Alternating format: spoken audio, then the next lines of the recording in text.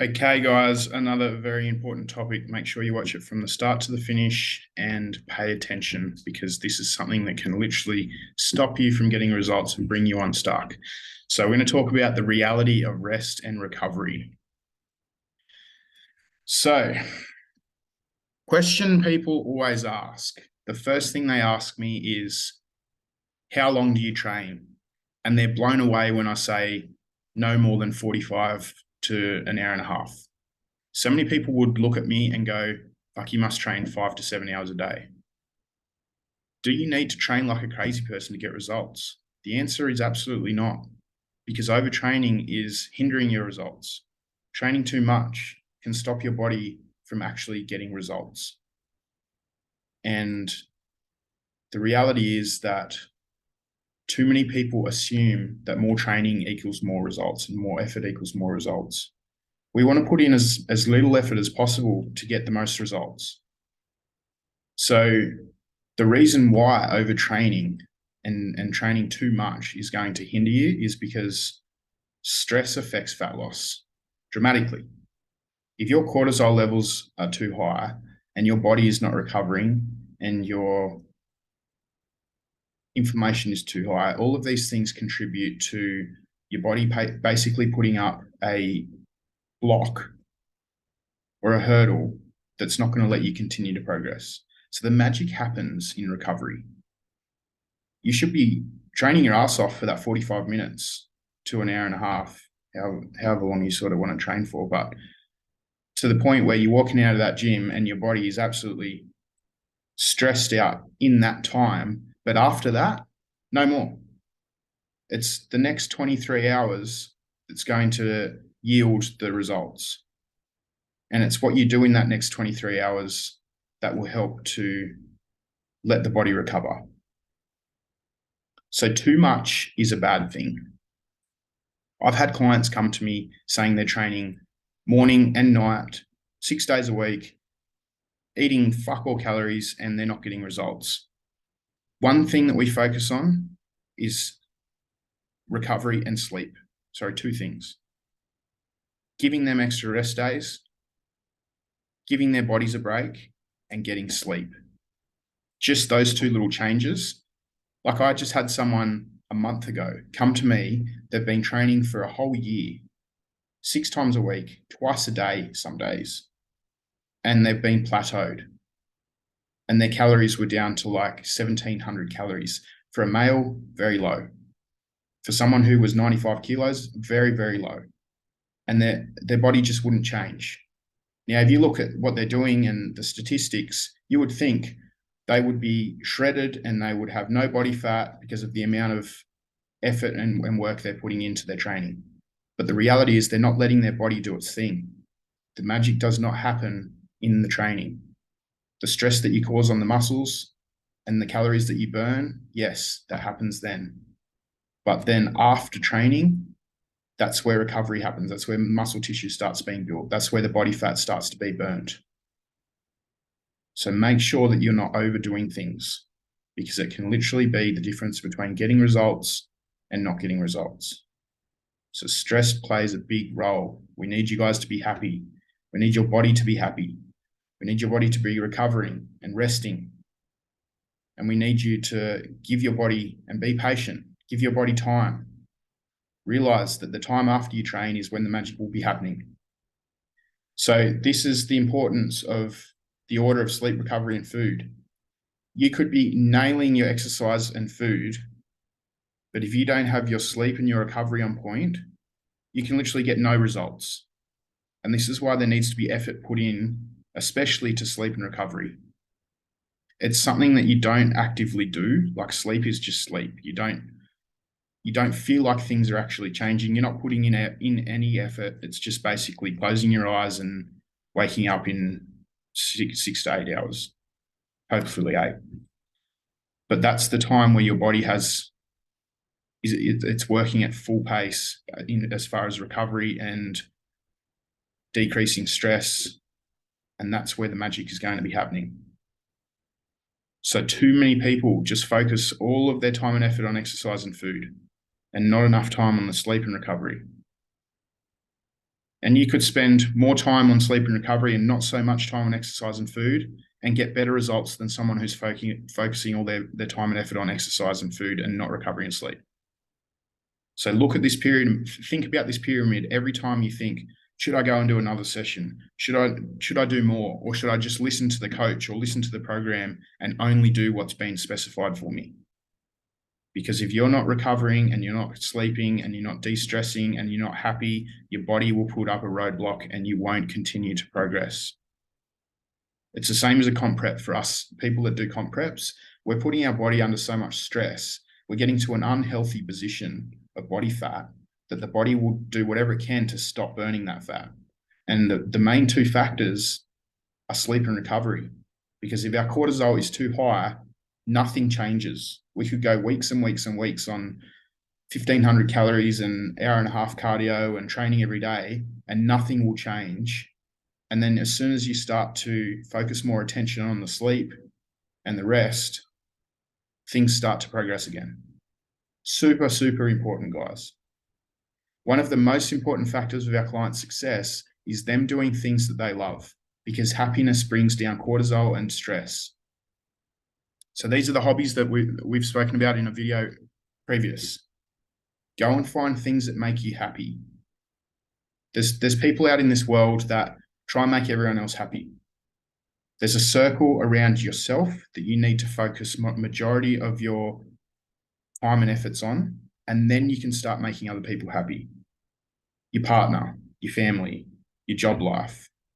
All of those things can get the attention once you've focused on yourself. Because if you're not happy, your body's not happy. If your body's not happy, you're not getting results mentally or physically. Most unhappiness comes from you not doing you and focusing on everyone else. So make sure that you have a couple of times per week, 3 or 4 times a week, where you're giving yourself time to yourself, doing things that you love to do. The happier you are, the better your results. It may sound weird, but it's the reality. Happy people get way better results than unhappy people. People that look after their sleep and recovery get way more results than people that overwork themselves. When there's little joy in someone's life, they tend to seek it emotionally, and binge eating and drinking is one of those things that a lot of emotional people do. This causes drastic stress on the body and really hinders results and recovery. So we help a lot with food habits. There's coaches that's part of evolution coaching that specialize in binge eating people and emotional eating people and people that have struggled with overcoming these situations for years and years and years. And once they are overcome, which you need to accept that it will happen. Don't just accept this is just me and I can't get past this, because that's where you're letting that little inner toddler voice come into your head and say, this is too challenging, this is too hard, I'm just going to continue exactly like I have been. I'm going to be comfortable. Focus on getting uncomfortable in areas that you need to improve on. And don't let life seek emotional decisions. And don't do things based on emotion, and try to focus on creating new habits that are going to be relevant to your goals. Because we need you to be happy. We need your body to be happy. We need you to be recovering. We need you to be resting. You need to be having at least one active rest day. And when I say an active rest day, you can still go out and walk. You can still go out and do active things, but don't stress the body out in the way of hard training or overtraining. Give your body the rest it needs. That's where the magic happens. So alcohol, how does alcohol affect weight loss? So basically what your body does with alcohol is it labels it as a poison. As soon as alcohol enters the blood system, your body stops all fat burning until it excretes that alcohol out of the blood. So people that drink every night or a couple of times per week, their progress is going to be a lot slower. And it's because you're limiting the time that your body can burn fat. So of course it's okay to have, and I'm all about balance. I'm all about people enjoying events and enjoying life, but try and minimize it as much as possible just for this fat loss phase. While you're losing the fat, try and take it away, because you will get to your goal so much quicker than if you're having alcohol. Yes, alcohol has calories, but they're dead calories. So let's just say that you have 500 calories of alcohol each night off the 1900 calories that you may be on.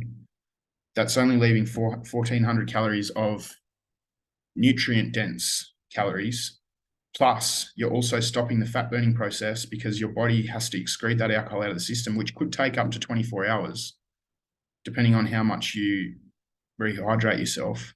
That's why you go to the toilet so much when you have alcohol, because your body is trying so hard to excrete it out of your body, because it's a poison. As soon as your body gets poison inside, it's very smart. Your body is a very smart system, and it will do whatever it can to get rid of that alcohol out of the blood system. And once that's done, then it will start burning calories and start burning fat again.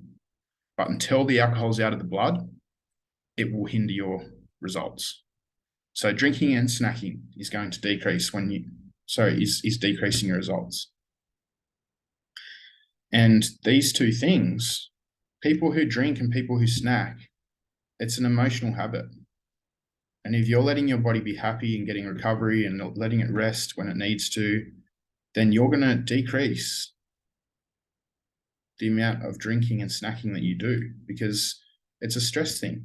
It's your way, like your body just goes, okay, I'm super stressed out. I need an emotional void, and drinking and snacking are two of the most common ones that people turn to. So get these factors right: rest and recovery, don't overtrain, minimize or take alcohol completely out, and work on your habits. If you've got habits that, like binge eating or drinking or doing emotional negative habits, let someone help you. Let us help you. This is what we're here for. It's not so much that we've honed in on this for 30 plus males so much that we know exactly what's going to work for you. And we know the exact processes to get around hurdles that may come up in your life. But you need to be willing to learn, and you need to be willing to listen, and communicate is the biggest part of this. Over communicate. If you join our bulletproof method after this 7-day challenge, over communicate with us, because the only clients that don't get their results are the ones that hold their cards close to their chest and they don't let us know what's happening. If we don't know what's happening, we can't help.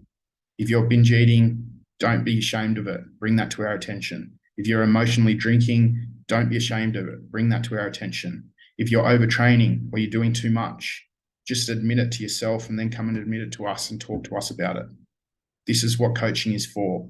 It's for breaking emotional barriers and recreating habits that have been negative to yourself and to your goals and your journey. So rest on its own is not super beneficial. Complement it with activities that you love and old hobbies. So if you're resting on Wednesdays and Sundays, maybe use those days to go and do something that you love to do as far as a hobby goes. Maybe go for a walk on the beach, listen to a podcast, do something that's going to make you happy and going to upskill you and make you a better person. It doesn't mean completely just rest and lay on the couch and do nothing, because that's a negative in itself. So keep moving on your rest days. Have active rest days.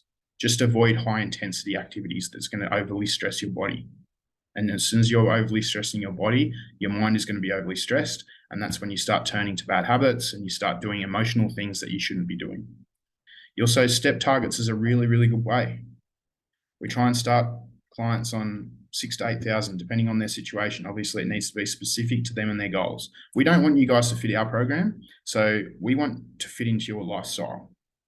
And that's the only way to make this a long-term sustainable approach, is by us fitting into your life instead of saying, here's a program, go and do it. It's basically, we build a skeleton and then you fit into our skeleton and we structure it around exactly what your situation is. So step targets, always have step targets, because that's going to be actively burning calories, and it's not going to be letting your rest days just be nothing. null and void. So even if you have an active job, we still want to focus on active rest days. We still want to focus on fitting that into your active job and your lifestyle. So that's why coaching is so important, because you should never just go get a program off the internet and go, that worked for him, this is going to work for me. What if he was doing a really sedentary job and his metabolism was through the roof and he could eat so many more calories than you, and he was a veteran at training, so he was doing 6 or 7 days a week? It's totally different to you. If you're not providing your body with enough recovery and enough nutrients and enough food intake for the exercise you're doing, then you're overdoing it and you're overworking and you're overtraining and you're building that stress and that cortisol up, and that's going to stop you from getting results. Can you take the weekend off? 100% you can. Most definitely. We have heaps of clients that have, they train 5 days through the week and then they have 2 days off on the weekend. And that's just how they want to do it. But we structure it to be relevant to that client and see how their body responds to what we're doing, and then we make the adjustments that we need to make. How should you structure your week for the best results? You should basically have structure. So every day you should have, this is what I need to do today. This is what I need to do the next day. If you're not organizing yourself and building that structure, then how are you to follow the plan when the plan's not there? So you want to structure it into your life. Don't just say, I think I should work out 7 days a week. I have a really, really hard job that provides me with little to no time, but I'm going to do 7 days a week, because that's not going to work. You're going to set yourself up for fail. So the way that you structure your week is according to what's going to work for you. And we make that work. Bulletproof method is exactly that. There's no way that we're not going to fit into your life unless you don't let us. So you need to make this fit your lifestyle, not the other way around. Long-term progress comes when it's easy, and that's what we're going to do. We're going to make this easy for you. That's why coaches have jobs, because we make things easy for people. We make them be able to do this no matter what's going on in their life. And we make it as easy and stress-free as we can, because if it's not stress-free and easy, you're not going to stick to it and you're not going to get the results, and that makes us look bad. So for us to be a good, successful coach, we need to make sure that we're relevant to your situation, your lifestyle, and make it easy and stress-free for you. And it's not going to be the same as what John's doing or what Jacob's doing or what Billy's doing. It's going to be specific to what's going on with your life. So I hope you guys have learned something from that. Make sure that you take away from this that rest and recovery and sleep are the most important parts of this. If you don't get those things right, then you're going to hinder your results. You can basically take your results away. So I'll see you guys in the next video.